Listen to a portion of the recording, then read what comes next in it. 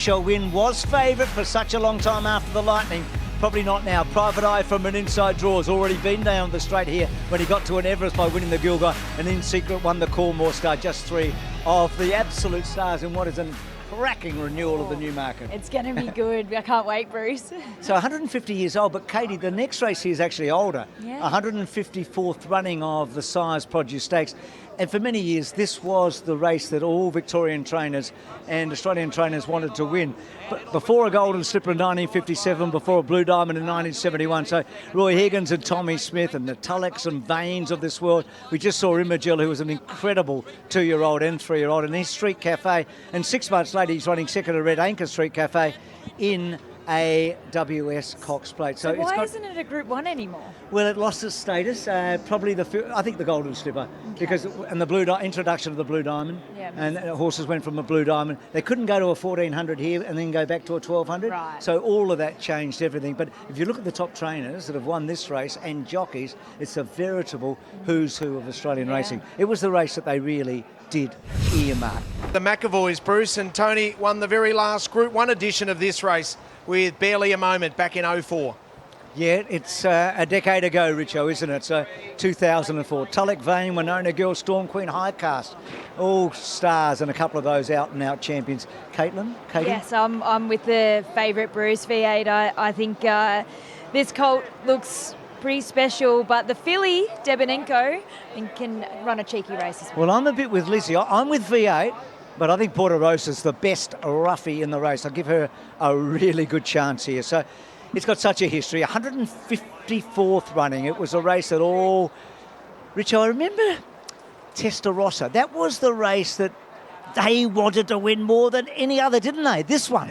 Back in 99, Testarossa. And I take your point about it losing Group 1 status. But since it's been only a Group 2, Rostover, Shamrocker, All Too Hard, Jameka, Lunar Fox, the Australian Guineas winner. It's been some good winners.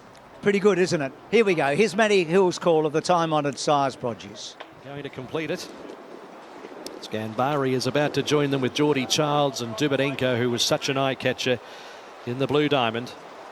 Craig Williams winning this race with Von Costa de Hero 15 years ago. Dubonenko takes the outside. The 154th running of the Sires Produce Stakes, and the field is set. Ready to run. Stalls are back and racing. Fists of Fury midfield out. Dubonenko goes back to the end. V8 fired out with also Ganbari, Sassy Boom. El Sonzo is showing speed also. So a real contest towards the lead. They were followed by the Spirit of Zero, who's dug up to get nice and close fourth on the inside. V8 back to fifth now, is going to perch behind the pace. They were followed by a Mur, a length and a half away. Fist of Fury, there's a fall. Fly ball's gone there. Fly ball's gone in the middle of the pack. Now towards 2/3 down the field was Porto Rosa, and they were followed by Freak of Nature, Apulia, and last of all is Tom Kitten.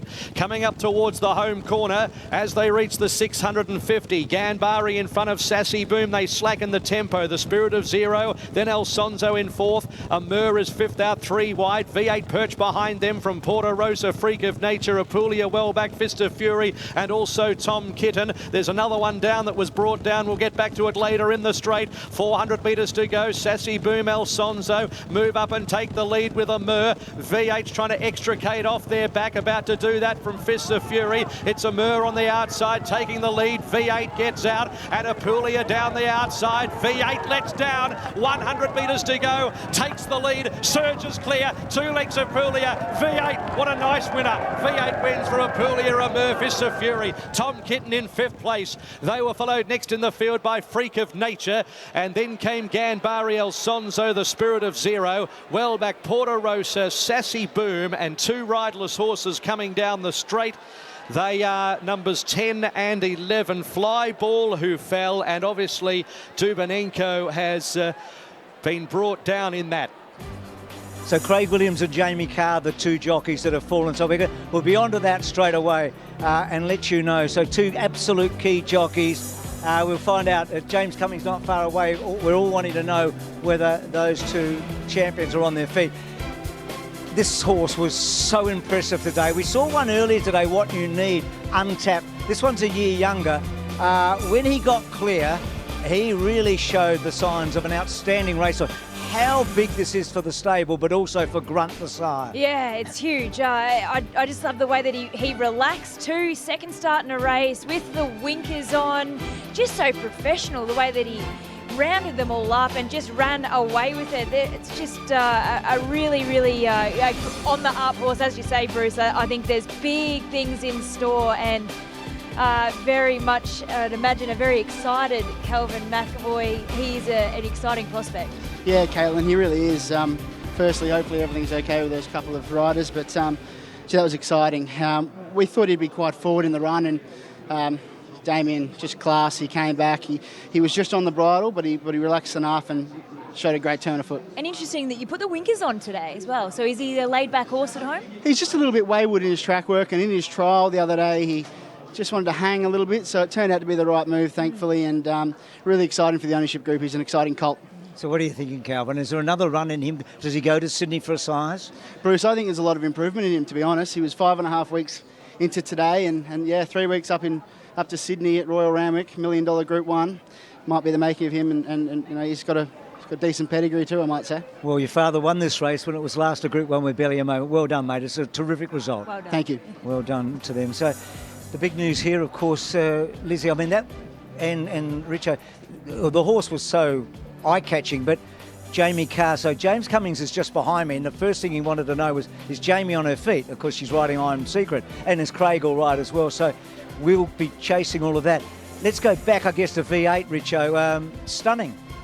It was stunning, Bruce. So you rock up to Pakenham. You've got a young horse on the 2nd of February. The winner of the race in that maiden is V8, who thrashes Apulia by 6 lengths. And then some 5 weeks later they run 1-2 in the sires. Lizzie, it can be hard to win a maiden at Pakenham.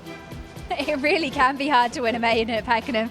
Don't we know it after covering all the meeting there last night? But this horse, as you mentioned, he looks so tractable, and I can understand what Kelvin's saying because he is a very big horse in stature. I saw a lot of the grunts at the sales, and they are magnificent looking types, but they always looked as though they were going to get over a little bit further, like he did. And he's indicative to his sire as well. He's got a great turn of foot, a really good attitude and head on him. I see that he was bought as a weanling from Yulong and purchased by Sledmere, and then they sold him at the sales for $220,000. So good performance from all around. Amir runs 3rd, Fist of Fury runs 4th, Tom Kitten runs 5th, Bruce, but dominated by the winner. Absolutely, guys. No, outstanding performance. So as soon as we hear anything on Jamie and Craig, we will let you know.